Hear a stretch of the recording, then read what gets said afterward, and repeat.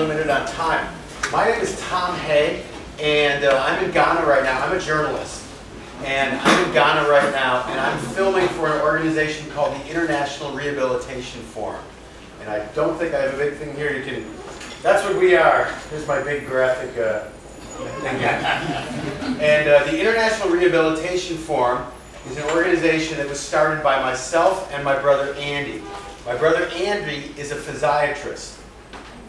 Do you know what a physiatrist is? Okay, this is much like an ophthalmologist, where people weren't sure, and they still aren't sure when they hear the word physiatrist, if it's an MD or not. But they are actual medical doctors, physiatrists are. The word physiatrist in the United States, people think you might be a massage therapist, a physiotherapist.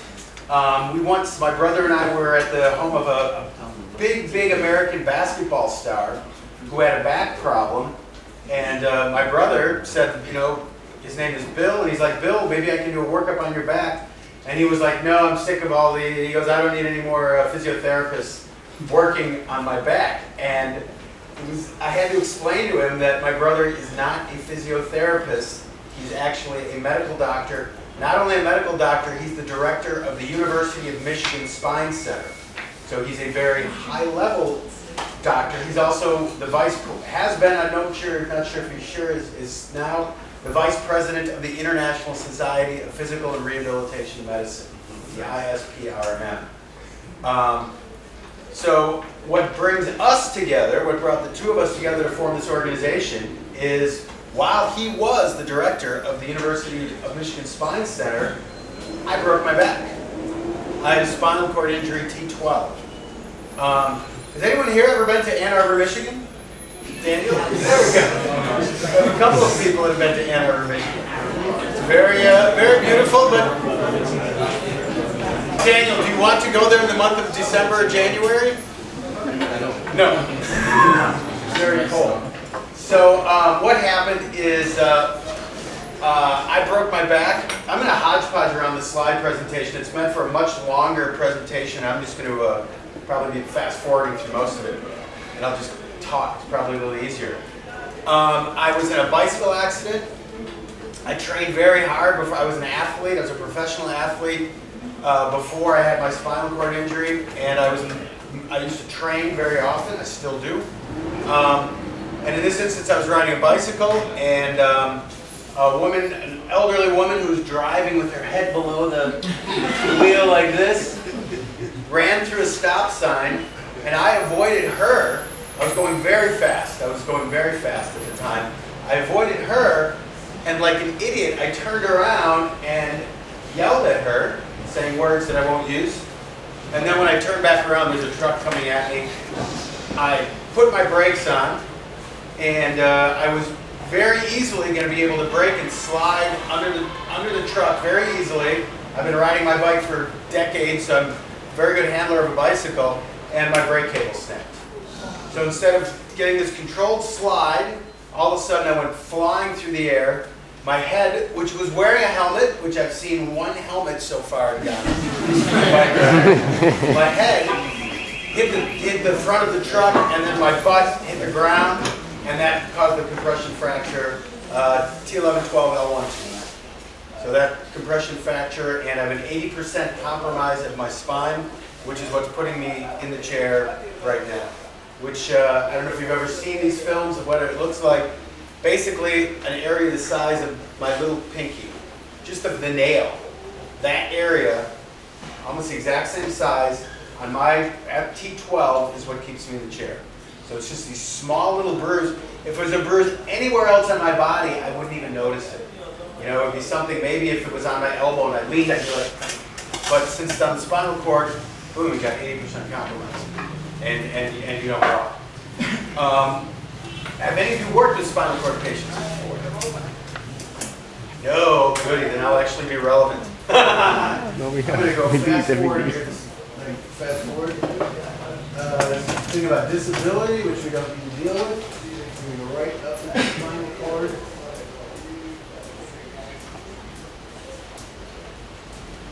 We don't want that. We want language. It's all about disabilities, which you don't have to Mobility. All right, so we'll start. I guess we'll start with this one. So first of all, when someone has a spinal cord injury, what is the first thing anyone ever asks after they see someone with a spinal cord injury? What when you see on television, so they hear someone has a spinal cord injury, the first question anyone asks is, will the person walk? Right? This is one of the smallest problems I have. Okay, walking it's an issue that is so far down on our list of things that are problematic that most of us with spinal cord injuries don't even think about it. Because the chairs, actually this is a borrowed chair because my chair, after 2 weeks in Accra, my chair broke. My front wheel broke down, and so I'm using a borrowed chair from the Pentecostal church in Accra. But the chairs do a really good job. We can get around. We can get around pretty easily, even in. It would be nice to have buses. We'll talk about some other issues about mobility in government, but the chair gets me from place to place. So much as I'd like to play basketball again, I was a springboard diver. That was my sport. I was a professional diver for 7 years, and as a diver, that paid for all of my university. So I would love to go back and bounce around on a diving board and do things like that, but it's not my biggest problem. And do any of you know, you must have heard of the Christopher Reeve. He was Superman in the movies. Yeah. Okay? So he had a C1, they call it the hangman's injury. Cracked at the C1 level, and he lived for, I think, 15 years as a C1 quadriplegic. He started an organization, the Christopher Reeve Foundation. This is what happens with spinal cord everywhere, including in Ghana, which we'll get to, hopefully. The only time things change is when someone important suffers a spinal cord injury. In the history of the world, in the rich countries and the poor countries, the only time things change is when there's someone very important has a spinal cord injury. Who's more important in America than a movie star? Nobody. So he was a big movie star, and through a horse riding accident, he cracked his C1, and so he was on a ventilator, and this brought attention to spinal cord injury in the United States, raised millions and millions of dollars, and now he's passed away. But his organization still goes on, and his organization is the Christopher Reeve Foundation. And what they've done is they've started something like a Facebook for spinal cord injury. And I'm drifting and I'm thinking. So what that organization has done is it's brought attention to transportation, to housing, to new buildings with elevators. And it's very funny because that organization does all sorts of things, but what they're not that interested in is the cure. That's what everyone's like, will you walk again? The cure. The cure, it's coming, maybe.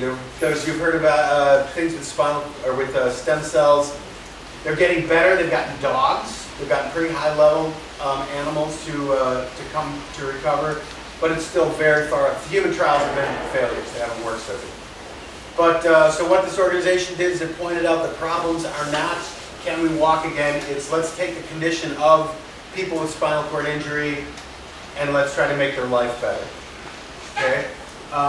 Do you guys run through real quick before I go on to this? Do you know the difference between a quad and a para? What's the difference? One word? One word? I hear it not. Limbs. No, not limbs. It's hands. Okay? Spinal cord injury that affects the hands, you're a quadriplegic. Okay?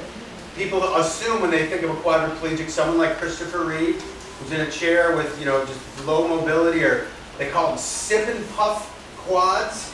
They have a tube going into their mouth, a straw.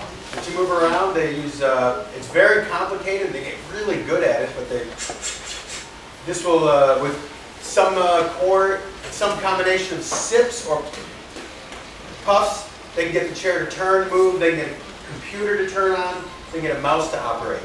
So someone who's just, very high level quad can be very functional in the society given, access to this equipment, which is very expensive. But quadriplegics right now become very not popular, but their cause has become much more known in the United States because of the sport quad rugby. And rugby, you know what rugby is, right? Have any of you heard of this sport, quad rugby, or they call it murder ball? It is a sport that quadriplegics play, and what happens is all they do is they take one ball the size of a football, goes in their lap, and there's teams 4-on-4 in a basketball court, and all you have to do is cross the end line with the ball and you get a point. And people thought, well, how can people play this sport when you don't have use of your limbs? Ends up that the quadriplegics, just because they don't use their hands, a lot of them have arm strength, that might have chest strength. There's a thing, very rare, but it's still there, they're walking quads. They're quadriplegics who can walk, because the bruise up in their cervical spine is not that severe. But it'll affect their fingers, but then they can get up and they can actually walk. So there was a movie that came out about this sport. The movie was called Murder Ball, because the game is called Murder Ball. It's very aggressive, and it's people in chairs like this, and they